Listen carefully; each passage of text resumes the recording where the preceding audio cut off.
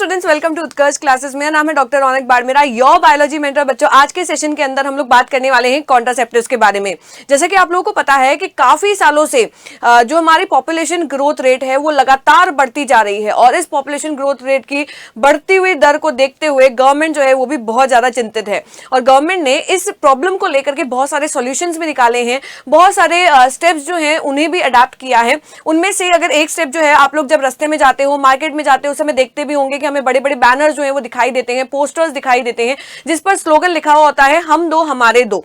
तो इन स्लोगन्स की मदद से गवर्नमेंट ने एक बहुत ही बड़ा स्टेप लिया है हमारे आसपास की पॉपुलेशन को अवेयर करने के लिए, उन पॉपुलेशंस को अवेयर करने के लिए जिन्हें इतना ज्यादा कॉन्ट्रासेप्टिव्स के बारे में नहीं पता है। अगर हम लोग देखते भी हैं तो आज का जो यूथ है, वर्किंग कपल्स होते हैं, अर्बन एरियाज के लोगों को देख लो तो उन्होंने तो वन चाइल्ड नॉर्म जो है वो भी अडॉप्ट कर लिया है। पर जो सबसे बड़ा मेजर लिया गया है वो लिया गया है यूज ऑफ कॉन्ट्रासेप्टिव्स, यानी कि किस प्रकार से एक पार्टनर के कोइटस को अनवांटेड प्रेगनेंसी के अंदर बदलने से रोका जा सकता है। तो सबसे बड़ा जो इसका सॉल्यूशन है वो है यूज ऑफ कॉन्ट्रासेप्टिव्स। अगर हम लोग बात करें कॉन्ट्रासेप्टिव की, तो एक आइडियल कॉन्ट्रासेप्टिव होता क्या है? तो ऐसा कॉन्ट्रासेप्टिव जो यूजर फ्रेंडली हो, जो आसानी से मार्केट के अंदर अवेलेबल हो, जो सेफ हो, तो उसे कहा जाता है यूजर फ्रेंडली कॉन्ट्रासेप्टिव्स। और अगर हम लोग कॉन्ट्रासेप्टिव्स की बात करते हैं तो वो बहुत सारे प्रकार के होते हैं, पर कुछ प्रकार जो है वो हमारे एनसीईआरटी के अंदर मेंशन है, उसी के बारे में आज के इस संजीवनी सीरीज के अंदर हम लोग बात करने वाले हैं। तो चलो स्टार्ट करते हैं। सबसे पहले अगर हम लोग देखें तो फर्स्ट जो सबसे सेफ होता है, जिसके अंदर कोई भी प्रकार का साइड इफेक्ट देखने को नहीं मिलता है, वो होता है नेचुरल कॉन्ट्रासेप्टिव। नेचुरल कॉन्ट्रासेप्टिव के अंदर जो सबसे पहला कॉन्ट्रासेप्टिव होता है वो होता है पीरियोडिक, वो होता है बच्चों पीरियोडिक एब्स्टिनेंस।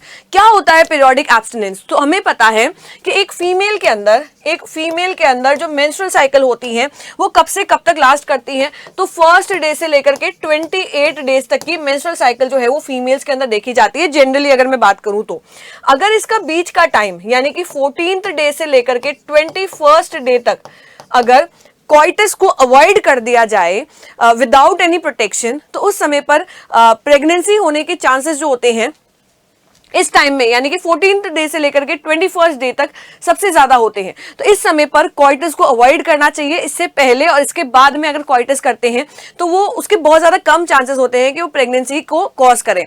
तो कॉइटस जो होता है वो इस समय पर नहीं करना चाहिए, क्योंकि इस समय ओव्यूलेशन होता है, जैसा कि हमें पता है। और अगर ओव्यूलेशन होगा तो ये सबसे ज्यादा एक्टिव फेज होता है for causing pregnancy. Second natural method जो होता है वो होता है विड्रॉल या फिर कॉइटस इंटरप्टस, यानी कि कॉइटस को इंटरप्ट करना पड़ता है।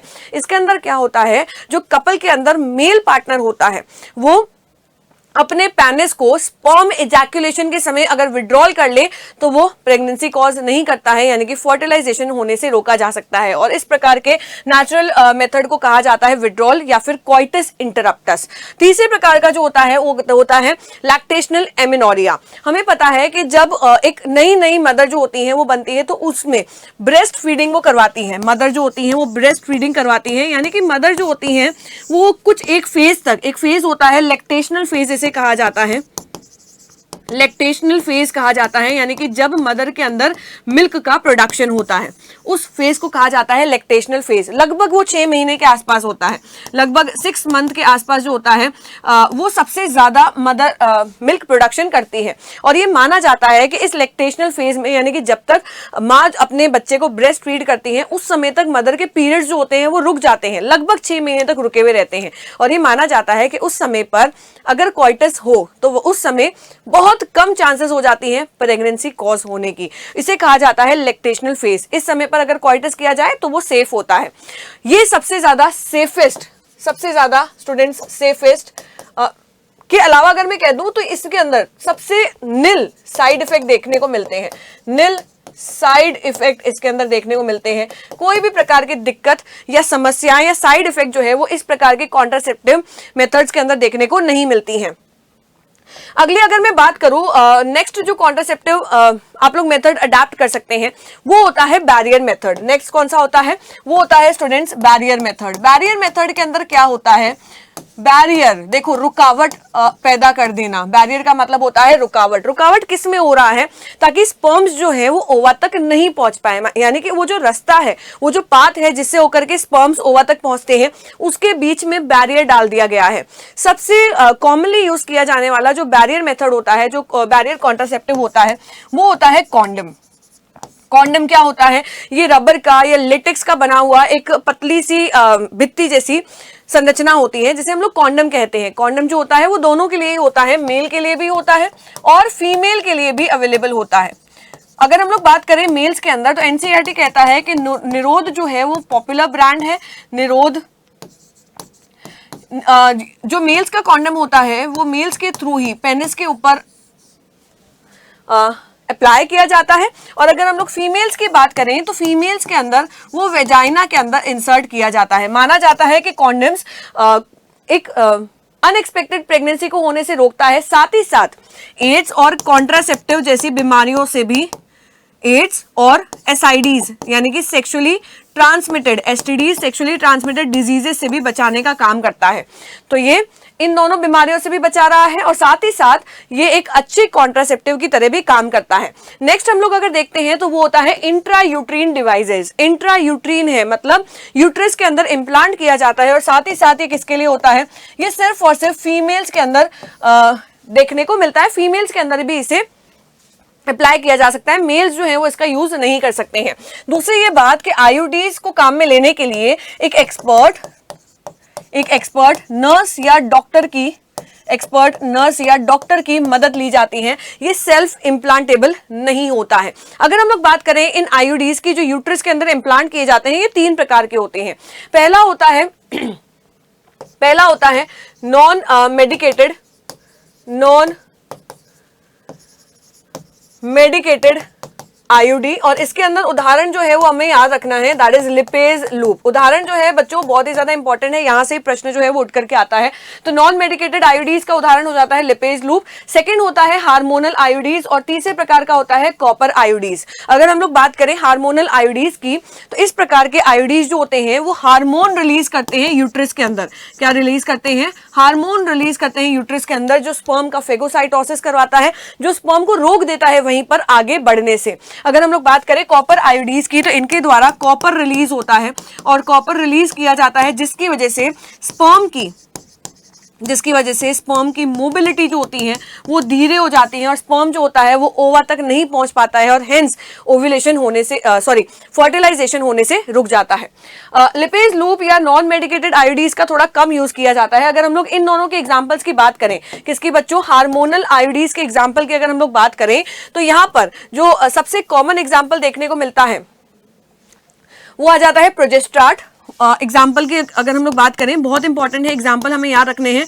इसका एग्जाम्पल आ जाता है स्टूडेंट्स प्रोजेस्ट्राट, पहला एग्जाम्पल, जिसके थ्रू प्रोजेस्टेरोन हार्मोन जो होता है वो रिलीज किया जाता है। दूसरा आ जाता है LNG-20, दूसरा इसका एग्जाम्पल हमें याद रखना है, LNG-20 इसका एग्जाम्पल आ जाता है। वहीं अगर हम लोग बात करें कॉपर आयोडीज की, तो इसका एग्जाम्पल जो है वो आ जाते हैं कॉपर टी। क्या आ जाता है बच्चों, कॉपर टी, आप लोगों ने बहुत ज्यादा इसका नाम सुना भी होगा। दूसरा एग्जाम्पल आ जाता है कॉपर 7, और तीसरा एग्जाम्पल आ जाता है मल्टीलोड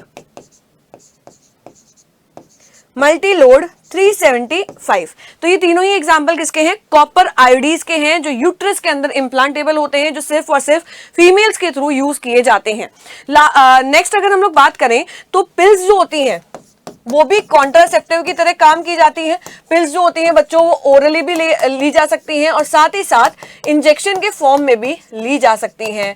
कौन ले सकता है इसे, तो सिर्फ और सिर्फ फीमेल्स जो होती हैं वो ले सकती हैं, मेल्स जो होते हैं वो पिल्स नहीं ले सकते हैं। अगर हम लोग बात करें पिल्स की, तो होती क्या है, तो इसके अंदर हार्मोन्स का कॉम्बिनेशन होता है। कौन से हार्मोन्स का, तो प्रोजेस्टेरोन का, या तो पिल्स के अंदर प्रोजेस्टेरोन हो सकता है,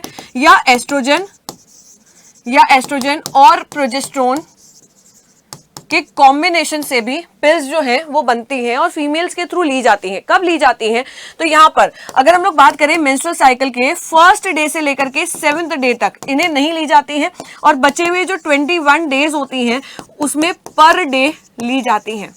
इसके अलावा ऐसे भी पिल्स होती हैं जो वीक में एक बार ली जा सकती हैं, और वो ओव्यूलेशन होने से रोक देती हैं। तो इसका मुख्य उद्देश्य क्या है, मोटो क्या है इस पिल्स का, कि ये ओव्यूलेशन होने से रोकती हैं।